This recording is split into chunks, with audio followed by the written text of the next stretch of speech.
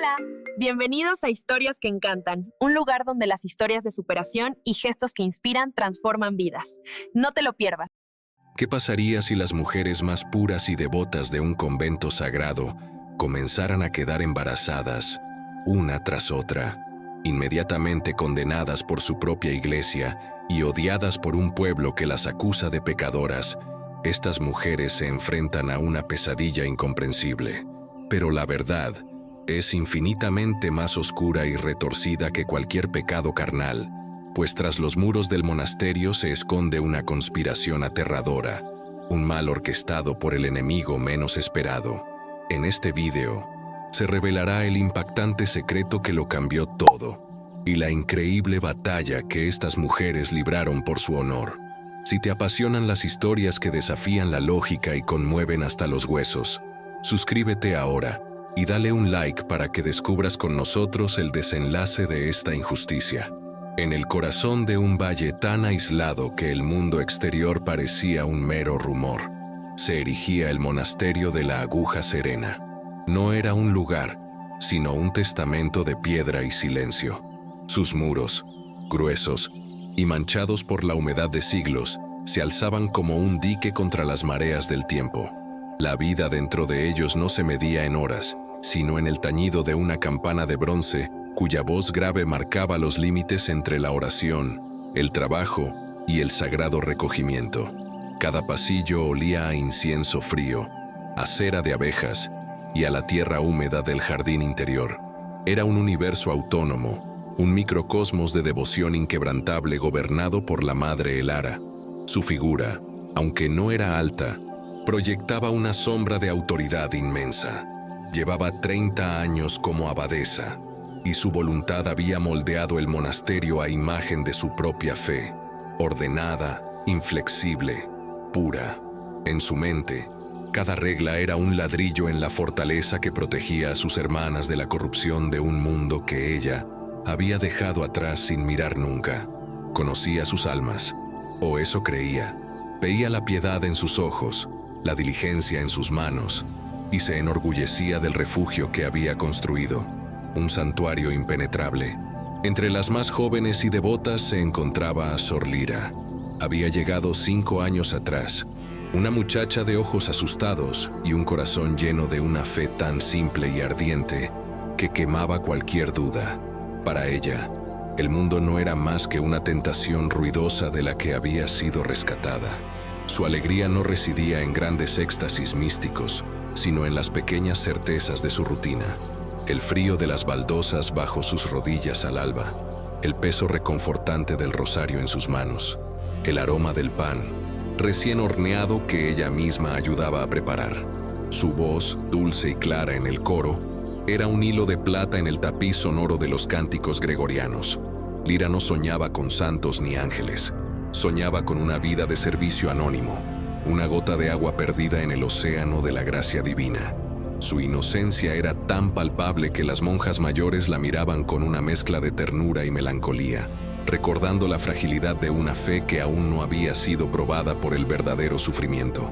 Pero toda fortaleza tiene una grieta, y toda serenidad puede ser rota. La mañana en que todo cambió comenzó como cualquier otra, aunque el aire era más afilado y la niebla más densa.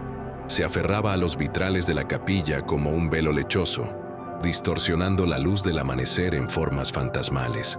Las monjas ocuparon sus bancos de madera, un mar de hábitos negros y rostros ocultos en la penumbra. El silencio era absoluto, roto solo por el murmullo de las oraciones latinas de la Madre Elara, que se alzaba frente al altar. Su voz era el ancla de su pequeño mundo, firme, eterna. Fue entonces cuando el ancla se soltó. Un jadeo, un sonido gutural, impropio de aquel lugar sagrado, cortó el aire. Fue seguido por un golpe sordo y pesado, el sonido de un cuerpo cayendo sin gracia sobre la piedra. El ritual se hizo añicos. Las cabezas se levantaron al unísono y un centenar de ojos se clavaron en la figura caída. Era Sor Lira. Yacía retorcida en el suelo, pálida como un lirio cortado, con el rostro contraído en una mueca de dolor atroz.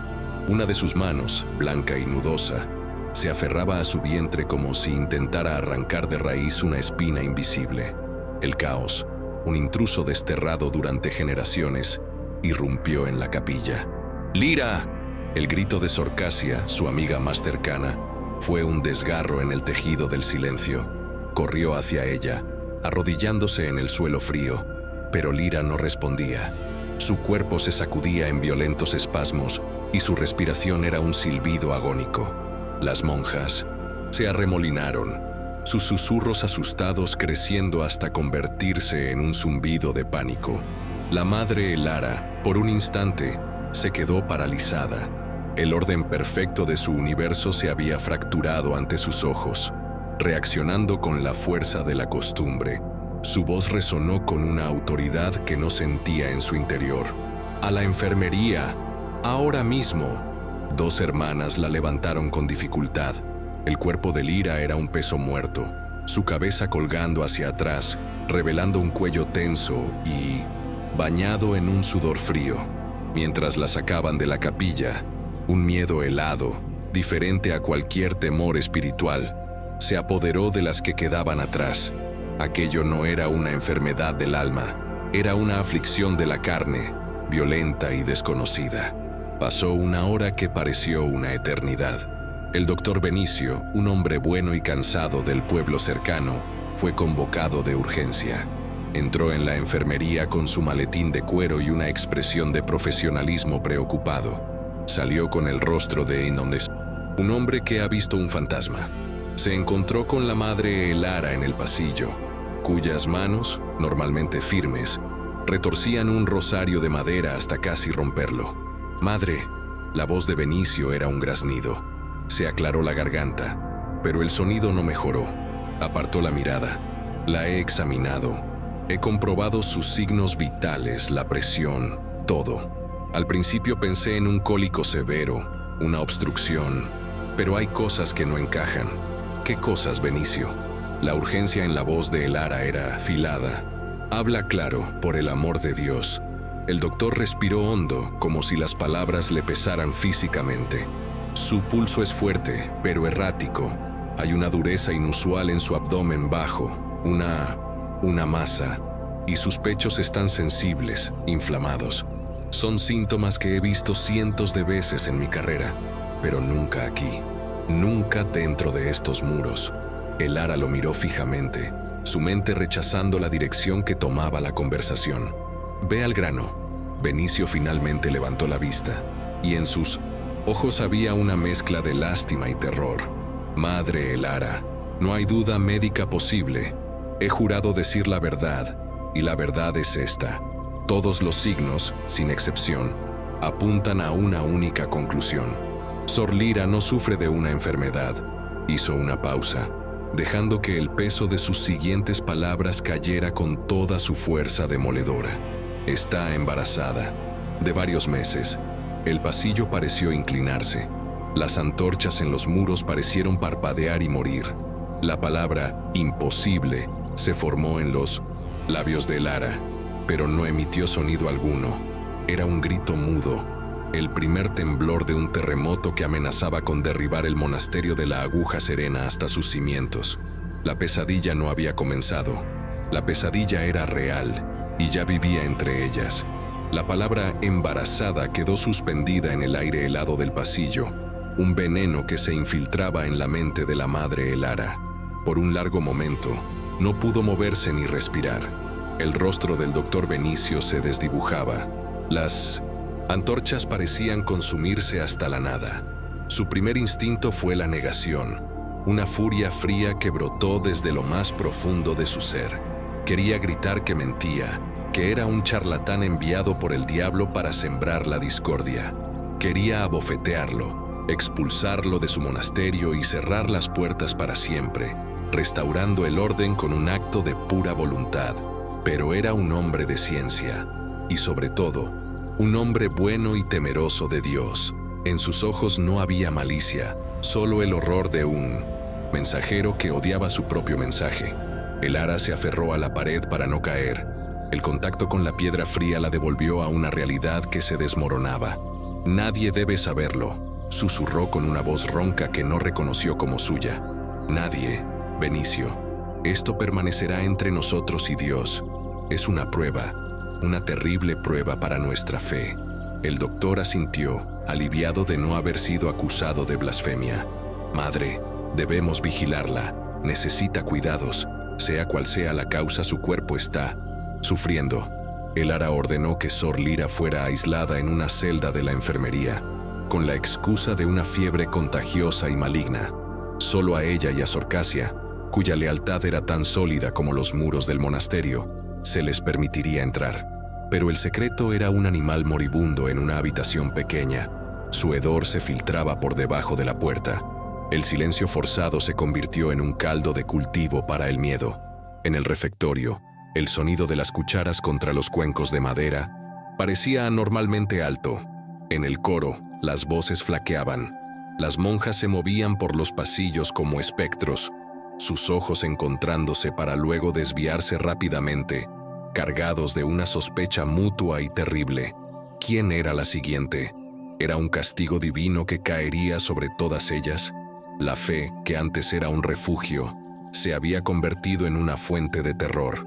Cada una examinaba su conciencia en busca de un pecado oculto, una falta de devoción que pudiera haber abierto la puerta a tal calamidad. La pesadilla no tardó en confirmar sus peores temores. Una semana después, durante la oración de vísperas, Sor Annelies, una mujer de 40 años, robusta y de risa fácil, se desmayó. No fue con la violencia de Lira, sino con un suspiro, como si el aire la abandonara de golpe. Cuando la llevaron a la enfermería, su rostro estaba pálido y sus labios azulados. Benicio fue llamado de nuevo, esta vez en mitad de la noche. Sus pasos resonaban en los pasillos silenciosos como el martillo de un verdugo. Su diagnóstico, entregado a el Ara en la penumbra de su estudio, fue el mismo. Los síntomas eran idénticos, aunque menos avanzados. Y luego, 3 días después, Sor Lena, una novicia tímida, confesó entre sollozos a la madre Elara que sus pechos le dolían terriblemente y que sentía un movimiento en su interior, como un pez atrapado. Elara sintió que la razón la abandonaba. 3 monjas. Esto ya no era un incidente aislado ni una anomalía médica. Era un patrón. Encerró en la capilla, arrodillada ante el crucifijo, pero las palabras de sus oraciones se convertían en ceniza en su boca. No le rezaba a un Dios de amor, sino que le exigía respuestas a una entidad silenciosa y cruel. ¿Por qué? ¿Qué habían hecho para merecer tal humillación, tal absurdo teológico? La idea de un pecado carnal, ya monstruosa en un solo caso, se volvía una locura grotesca al multiplicarse. Era como si la propia naturaleza se hubiera vuelto en contra de ellas, como si el diablo estuviera reescribiendo las leyes de la biología dentro de los muros sagrados de su hogar. Mientras el pánico se apoderaba del interior, el mundo exterior comenzaba a notar que algo andaba mal. Los muros del monasterio, aunque altos, no eran inmunes a las miradas. Un campesino que entregaba verduras notó la ausencia de la risa de Sor Annelies. Un acólito de la iglesia del pueblo de Piedralba comentó las frecuentes y extrañas visitas nocturnas del doctor Benicio al convento. Pequeñas observaciones, insignificantes por sí solas, comenzaron a tejerse en el telar de los chismes del pueblo. La veneración que sentían por las monjas, esas mujeres santas y etéreas, comenzó a teñirse de una curiosidad morbosa. Las historias se deformaban con cada boca que las contaba, hablando de una extraña enfermedad, de visiones demoníacas, de un castigo divino.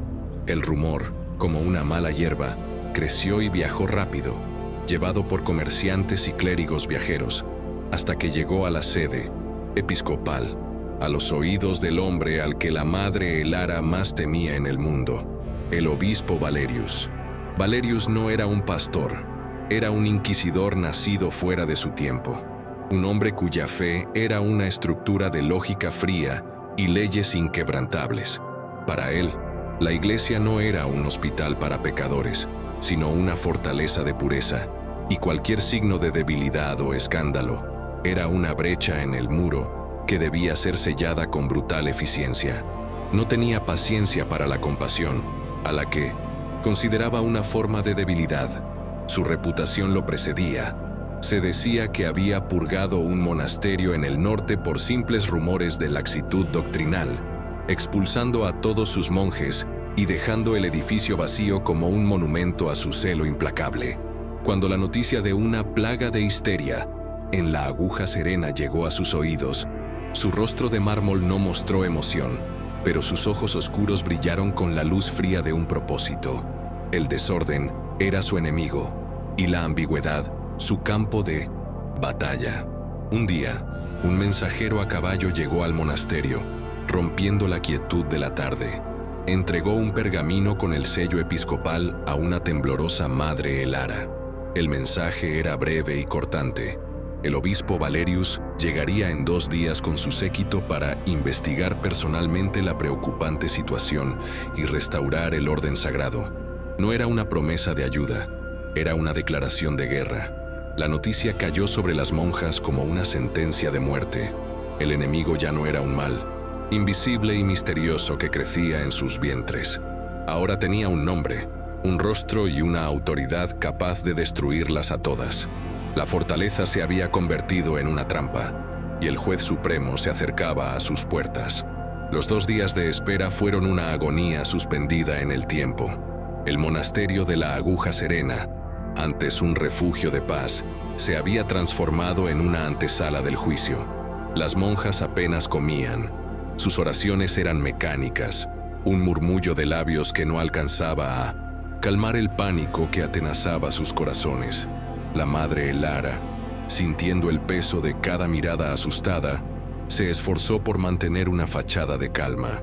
Organizó la bienvenida al obispo con el mismo cuidado meticuloso de siempre, como si la obediencia al protocolo pudiera, de alguna manera, apaciguar la tormenta que se avecinaba.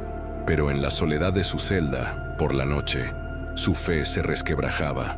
Miraba sus manos, las mismas que habían guiado a generaciones de mujeres, y las sentía impotentes, vacías. La llegada del obispo Valerius fue como la de un general conquistando un territorio hostil. No llegó en un modesto carruaje, sino en una pesada berlina de madera oscura tirada por 4 caballos negros como la noche. Lo flanqueaban otros 2 carruajes, de los que descendió un séquito de clérigos de rostro severo, y un hombre con un maletín de médico, cuya mirada fría y analítica parecía despojar de alma todo lo que tocaba. Valerius bajó de su berlina, un hombre alto y enjuto, envuelto en púrpuras y sedas que contrastaban violentamente con la humildad del entorno. Su rostro era un mapa de ángulos agudos y piel pálida, y sus ojos, pequeños y oscuros, barrieron el patio del monasterio con una expresión de profundo disgusto, como si el mero aire del lugar estuviera contaminado. La madre Elara y las monjas lo esperaban en fila, con las cabezas inclinadas en una muestra de respeto que se sentía como una sumisión forzada. «Su excelencia», comenzó Elara, su voz firme a pesar del temblor que recorría su cuerpo. «Le damos la bienvenida al monasterio de la Aguja Serena. Es un honor. Déjese de honores, madre», la cortó Valerius, su voz tan afilada como el viento de la montaña. «No he venido a recibir cumplidos, sino a extirpar un cáncer. He sido informado de la situación.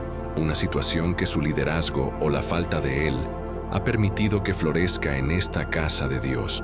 La humillación pública fue como una bofetada. Las monjas se encogieron y Elara sintió que la sangre le subía al rostro. «Excelencia, le ruego, los hechos son confusos y terribles. No se parecen a nada que hayamos visto o conocido. Necesitamos guía y sabiduría, no un juicio precipitado». Valerius soltó una risa seca, un sonido desprovisto de cualquier alegría. ¿Sabiduría? La sabiduría reside en la ley de Dios, y esa ley ha sido profanada. ¿O me dirá que estas mujeres han concebido por obra del Espíritu Santo? La única confusión aquí es el intento de ocultar un pecado de una magnitud abominable. Sin más preámbulos, tomó el control. Su primera orden fue destituir a la madre Elara de toda autoridad. A partir de este momento, anunció a las aterrorizadas monjas. Este monasterio está bajo mi directa jurisdicción. La madre Elara permanecerá en su celda, en oración y penitencia por su negligencia. La segunda orden fue para su médico personal, el doctor Caelus. Examinará a cada una de las mujeres de este convento, dijo, su voz resonando en el patio silencioso, empezando por las que ya muestran los signos de su vergüenza. El doctor Benicio, añadió con desdén señalando al anciano médico del pueblo que observaba la escena con horror, no volverá a poner un pie en este recinto. Su incompetencia es evidente. Lo que siguió fue una jornada de humillación sistemática. Las monjas, una por una, fueron conducidas a la enfermería, que ahora se sentía como una sala de tortura. Ya no era un espacio de cuidado, sino de inspección. El doctor Caelus, con sus manos frías y su mirada impersonal, las examinaba bajo la atenta vigilancia de dos de los sacerdotes de Valerius. No había amabilidad, ni una palabra de consuelo. Eran tratadas como ganado, sus cuerpos expuestos y escrutados en busca de la prueba de su corrupción. Las más jóvenes lloraban en silencio, la vergüenza quemándolas más que cualquier fiebre. Sor Casia, al salir de la sala, miró a la madre Elara, que observaba impotente desde la ventana de su celda, y en sus ojos había una pregunta desesperada. ¿Nos ha abandonado Dios? Mientras tanto, la noticia de la llegada del obispo y el inicio de la purga se había extendido por Piedralba. La multitud a las puertas del monasterio creció. Ya no eran solo murmullos curiosos, ahora eran gritos. ¡Pecadoras!, aullaba un hombre. ¡Quemen el nido de la serpiente!, gritaba una mujer que, semanas antes, dejaba ofrendas de flores a los pies de la estatua de la Virgen en la entrada. Las piedras empezaron a golpear la pesada puerta de madera, cada impacto un latido del odio creciente del mundo exterior. Al caer la noche, el doctor Caelus se presentó ante Valerius en el estudio de la madre Elara, que el obispo había requisado como su cuartel general. Su informe fue conciso. Excelencia, la situación es peor de lo que se temía. No son 3 las afectadas. Mis exámenes confirman los mismos signos inequívocos en 7 de ellas. 7. El número cayó como una losa sobre el corazón de Elara, que había sido convocada para escuchar la sentencia. 7 almas, 7 vidas, 7 imposibilidades. Valerius no pareció sorprendido. Por el contrario, una expresión de sombría satisfacción se dibujó en su rostro.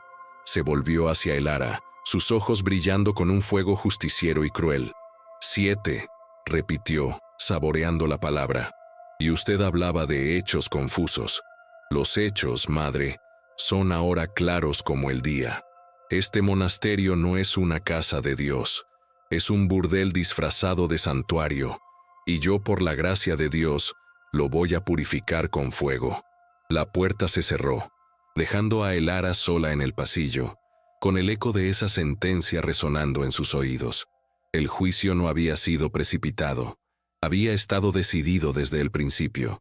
El fuego prometido por el obispo Valerius no tardó en arder, pero no era un fuego de llamas, sino uno de crueldad fría y metódica. Las 7 monjas señaladas fueron arrancadas de sus celdas y conducidas a las bodegas del ala norte, una sección del monasterio húmeda y casi abandonada que se usaba para almacenar granos y vinos de maíz. Consagrar. Las ventanas eran meras rendijas en lo alto de los muros de piedra, por las que apenas se filtraba una luz grisácea. Se les retiraron sus colchones de paja, reemplazados por simples esteras sobre el suelo helado. Su comida se redujo a pan duro y agua, y se les prohibió hablar entre ellas.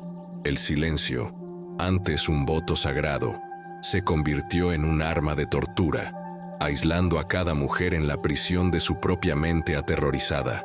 El propósito de Valerius era claro: romper su espíritu, pulverizar su voluntad, hasta que la confesión que él deseaba brotara de sus labios como pus de una herida.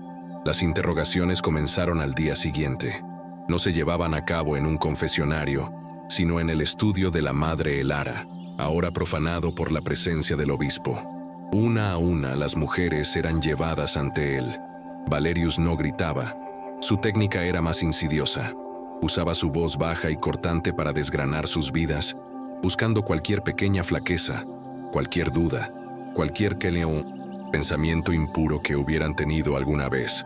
Azor Lira, la primera, la acosó durante horas. ¿Quién fue, hija mía?, le preguntaba con una falsa dulzura. ¿Un campesino? ¿Un viajero al que le diste agua en la puerta?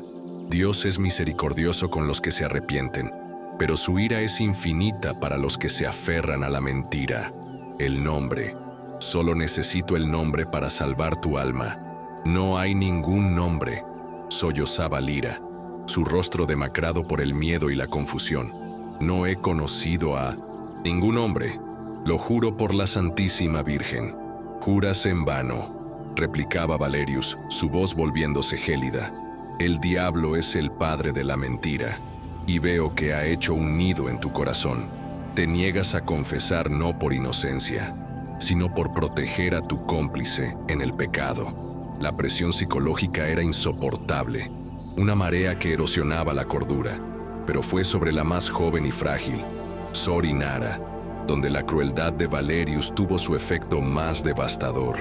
Inara era una novicia de apenas 18 años, una niña cuya fe era un tapiz de historias de santos y milagros, sin ninguna defensa contra la maldad del mundo real.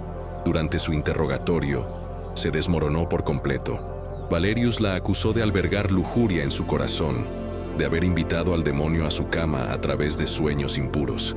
Inara, incapaz de procesar la acusación, empezó a creerla. Su mente, debilitada por el hambre y el miedo, se convenció de que había cometido un pecado tan terrible que no podía recordarlo, y que su alma estaba irremediablemente perdida. Esa noche, el silencio de las bodegas fue roto por un grito ahogado. Cuando las otras monjas lograron que los guardias abrieran la puerta de la celda de Inara, la encontraron sin vida. En su desesperación por escapar de un tormento que no comprendía y de una condena que creía merecer, había usado el borde afilado de un trozo de vasija rota. La noticia de la muerte de la joven sacudió el monasterio hasta sus cimientos.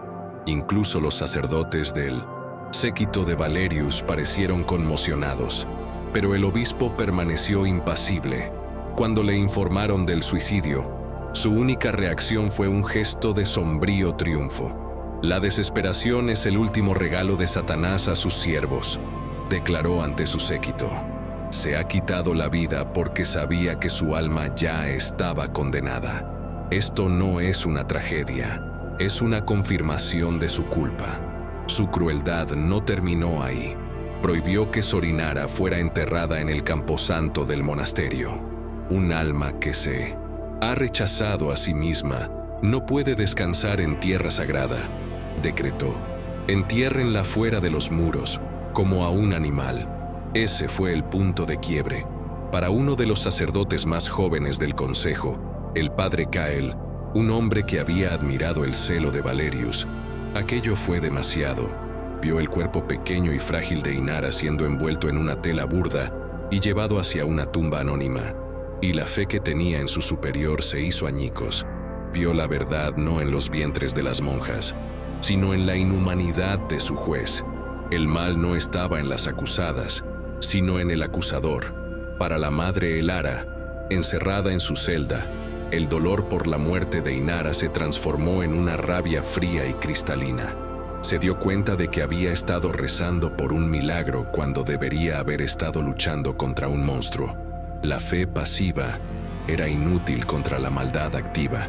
Miró a través de su ventana, hacia la puerta de la celda de Sor Casia, la única en la que aún confiaba ciegamente. Sus ojos, antes llenos de desesperación, ahora ardían con la luz de una resolución inquebrantable. Ya no esperaría a que Dios interviniera. Tenía que forzar su mano. Tenía que sacar la verdad de aquellos muros, aunque le costara la vida. Y solo había una persona que podía ayudarla a hacerlo. Esa noche, mientras el monasterio lloraba en silencio a una de sus hijas perdidas, la madre Elara comenzó a trazar un plan. La resistencia había nacido del vientre de la tragedia. Aprovechando la única hora del día en 1900 en que se le permitía salir de su celda para atender el jardín interior, La madre Elara se encontró con Sor Casia junto a un rosal viejo y espinoso. No había tiempo para sutilezas. Con la urgencia de una generala planeando su última ofensiva, Elara le entregó una pequeña bolsa de tela y una misión que helaba la sangre. Dentro de la bolsa estaba su propio anillo de abadesa, el único objeto de valor que poseía para financiar el viaje. La misión era escapar esa misma noche, atravesar las montañas y encontrar al padre Mateo, un viejo amigo de su familia, un sacerdote erudito y casi ermitaño que vivía en una aldea remota. Era un hombre conocido por su sabiduría en botánica y su desconfianza hacia el poder eclesiástico. «No confíes en nadie más», le susurró Elara, sus ojos ardiendo con una intensidad feroz. «Dile que el diablo está aquí, pero que no viste hábito de monja, sino púrpuras de obispo.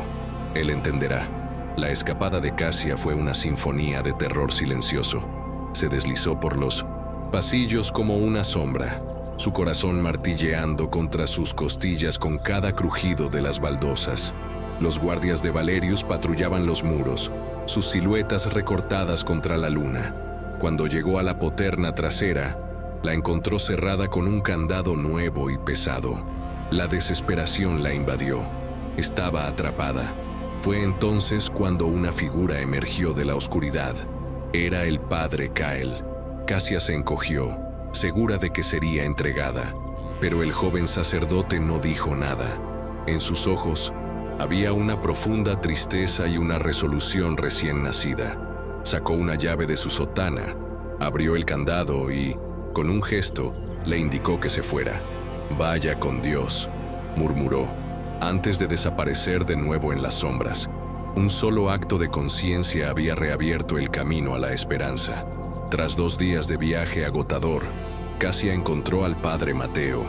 Era un hombre anciano, de barba blanca y ojos tan claros y penetrantes como el agua de un arroyo. Escuchó el relato de la monja sin interrupción, su rostro endureciéndose con cada palabra. Cuando Casia terminó, él no habló de demonios ni de pecados. Se levantó y fue a una estantería repleta de viejos libros de botánica y medicina. «No es un castigo divino», dijo finalmente, su voz tranquila pero cargada de certeza. «Es un veneno humano. Hay una raíz, la raíz de la falsa primavera, muy rara y peligrosa.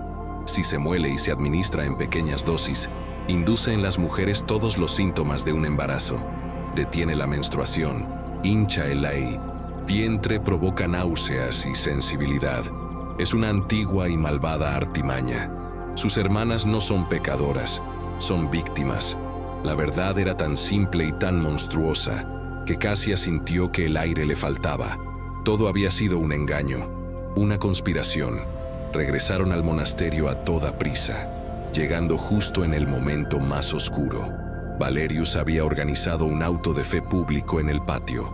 Las 6 monjas restantes estaban de rodillas, con la cabeza rapada, listas para ser expulsadas y entregadas a la multitud furiosa que gritaba «¡Rameras!»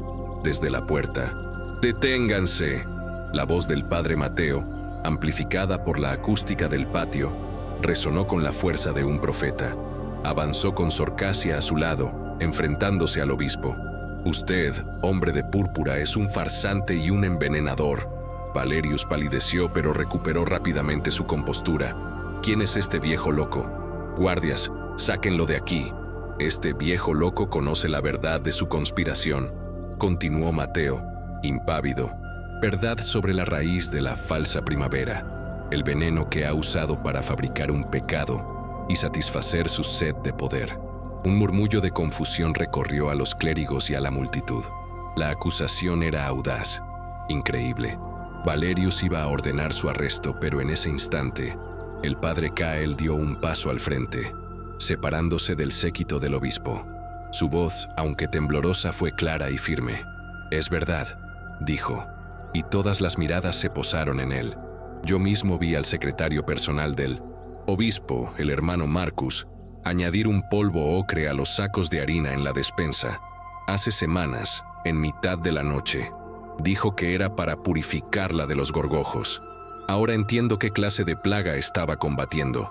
El testimonio desde dentro de sus propias filas fue el golpe de gracia. La certeza de Valerius se derrumbó, reemplazada por el pánico puro en sus ojos. Su secretario intentó huir, pero fue detenido por los propios guardias, que ya no sabían a quién obedecer. La autoridad del obispo se evaporó en un instante. Los clérigos que lo rodeaban retrocedieron, distanciándose del hedor de su caída. La multitud, siempre veleta, cambió sus gritos de odio por aullidos de traición dirigidos al hombre de púrpura. El final fue rápido. Un consejo eclesiástico de emergencia fue convocado. Valerius, despojado de sus títulos, fue escoltado bajo arresto, su rostro una máscara de incredulidad y ruina. El monasterio de la Aguja Serena fue puesto de nuevo bajo el mando de la Madre Elara. Las monjas, vindicadas, fueron llevadas de vuelta al interior, sus lágrimas de vergüenza transformadas en lágrimas de alivio. La tumba de Sorinara fue trasladada a tierra sagrada, y su nombre, inscrito en la capilla como el de una mártir. El monasterio nunca volvió a ser el mismo. Las grietas de sus muros ahora contaban una historia, no solo de fe, sino de resiliencia. La Madre Elara, con una sabiduría forjada en el fuego de la peor de las pruebas, guió a sus hermanas no solo en la oración, sino en la compasión y la vigilancia. Habían aprendido la lección más dura de todas, que la inocencia no es una armadura y que el mal más peligroso es el que se viste con el manto de la más alta virtud. Pero también aprendieron que la verdad, por muy profundo que se la entierre, siempre lucha por salir a la luz, a veces llevada por la mano temblorosa de una sola persona lo suficientemente valiente como para buscarla en la oscuridad. La historia de la Aguja Serena nos enseña que el mal más aterrador es el que se disfraza de virtud, pero también que la fe, cuando se convierte en coraje, puede derribar un imperio de mentiras. Ahora te pregunto, ¿qué habrías hecho tú en una situación donde la justicia parece imposible? Si valoras las historias de resiliencia que nos dejan una lección, te invito a formar parte de nuestra comunidad, suscribiéndote para que nunca te pierdas un relato. Justo aquí en la pantalla, te dejo un nuevo video que seguramente te atrapará. Muchas gracias por tu tiempo y por llegar hasta aquí. Nos vemos muy pronto.